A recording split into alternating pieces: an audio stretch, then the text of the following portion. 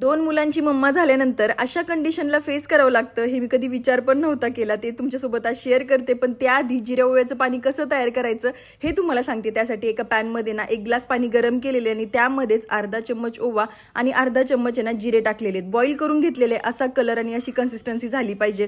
तुम्हाला सांगते तुम्ही ना डेली एम्प्टी स्टमक जर हे घेतल्यानंतर तुमचं पोट नक्की कमी होणार आहे. जास्त घेऊ नका कारण की ते खूप जास्त आहे ना हीट असतं किंवा खूप जास्त गरम असतं. त्याचा त्रास सुद्धा तुम्हाला होऊ शकतो. त्यानंतर तुम्हाला माझं रुटीन शेअर करते. आज शुभ मुहूर्तावरती असं ठरवलं होतं आम्ही की थोडंसं गोल्ड घ्यायला जाऊ.